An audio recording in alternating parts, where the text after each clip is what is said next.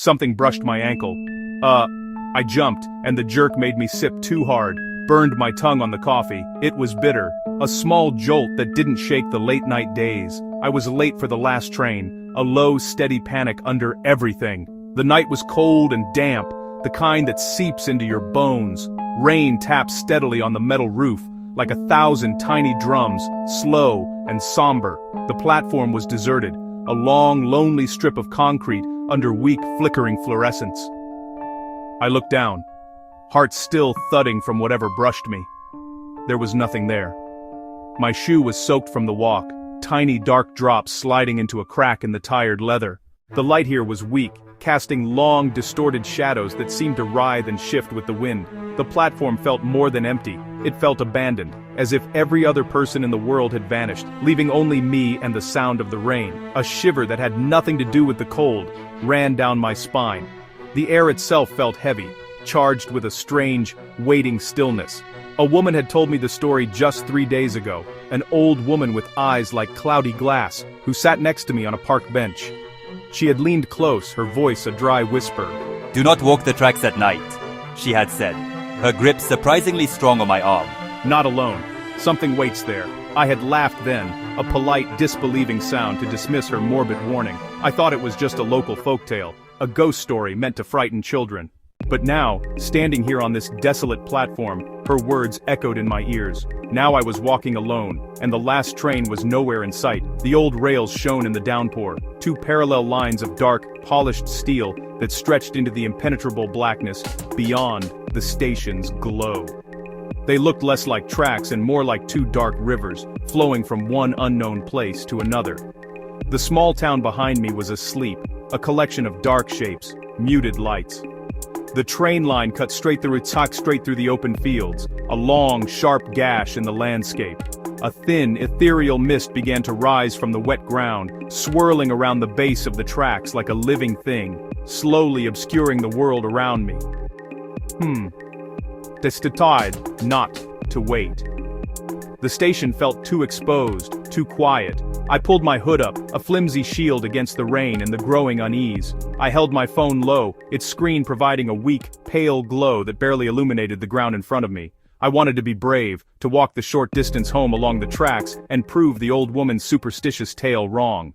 It was a foolish impulse, born from a mix of impatience and pride. I started walking, my footsteps unnervingly loud on the gravel beside the rails. My breath plumed in the cold air, a small, fleeting ghost before my face. I told myself it was just a walk. I remembered the name the old woman had used. Tech. It was a strange onomatopoeic name that mimicked a sound. She was the ghost of a schoolgirl who had fallen onto the tracks on a winter day long ago. A passing train had severed her body at the waist. Now, her vengeful spirit, her upper torso, drags itself through the night on its hands, elbows, making a relentless scratching sound. Teke, teke, teke, teke. She searches for victims driven by a furious envy for the legs she lost. She cannot rest, she cannot stop, she only wants company in her horrific, mangled existence. As I walked, the mist grew thicker, wrapping around the steel rails, wooden ties like a shroud. The world became a narrow corridor of darkness and fog. My phone's light seemed to shrink, unable to penetrate the gloom. I saw something glinting on the tracks ahead. It was a small, torn school bag, its fabric dark with rain.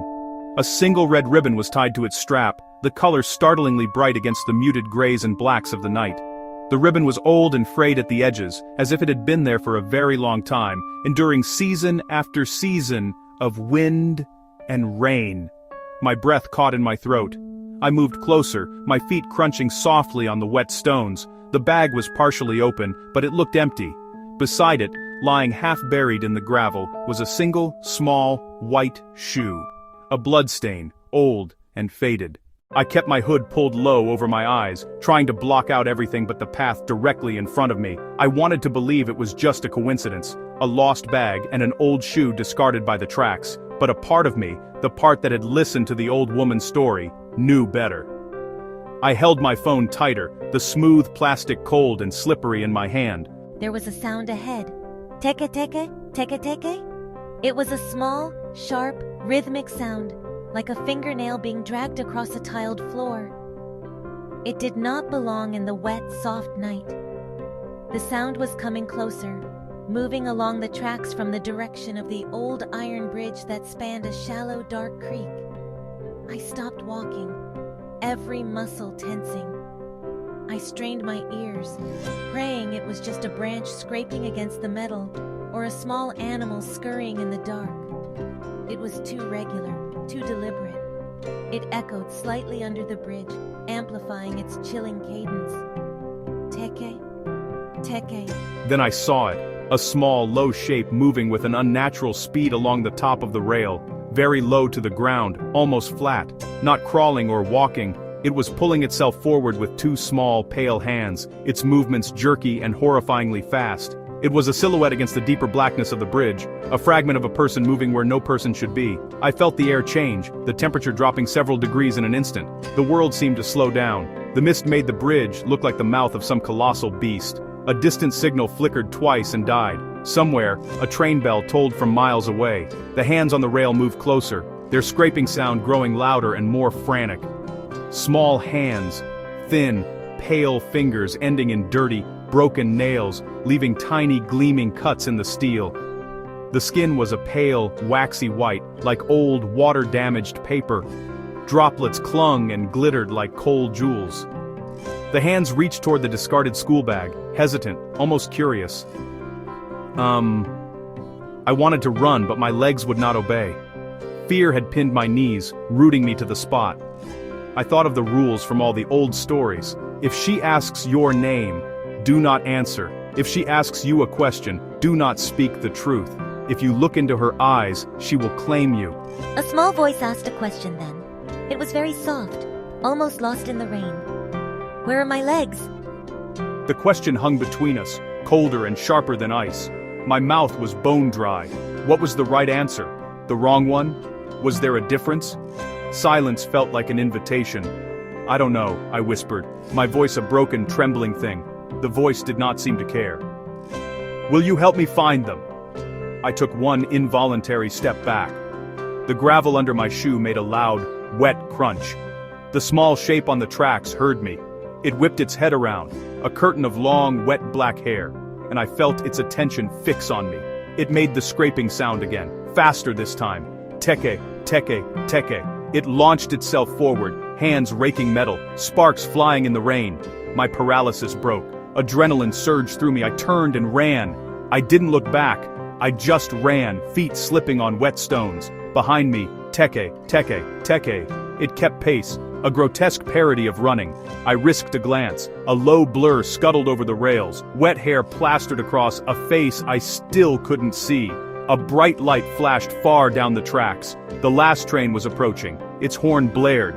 The rails hummed under my feet. The girl, the thing, jerked to a halt. It turned toward the oncoming train, as if remembering. It reached for me. Its thin, curled fingers scraped my jacket, not just cold, utterly devoid of heat. The world shrank to that touch in the train's eye. The rails screamed. Hot metal and diesel choked the air. I tore free and fell onto the gravel as the train thundered past. When the last car had passed, a profound silence descended, broken only by the soft patter of the rain.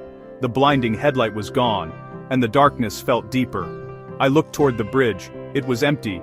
The school bag was gone. The white shoe was gone.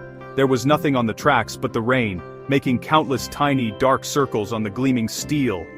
I scrambled to my feet and ran. I did not look back again. I ran until the dim lights of my street came into view. The familiar shapes of the houses were a comfort. I fumbled with my keys, 3 tries, then locked the deadbolt and leaned against the door, gasping. I locked every window, checking each one twice. The hum of the refrigerator, the ticking of a clock, small, ordinary sounds that felt like a shield. I tried to sleep. I lay in the dark, listening to the rain tap the window. Every creak made me jump, every shadow lengthened. Just as I drifted, I heard it. A thin scraping sound from outside my bedroom window. Teke. Teke. A small deliberate scrape along the glass. I froze, held my breath. The sound stopped. The silence thickened. I told myself it was a branch. I wanted to believe it. I needed to believe it. But then, I heard a voice. It was inside the house, from the hallway beyond my door. A soft, childlike whisper said my name, a slow, chilling question mark that had followed me home.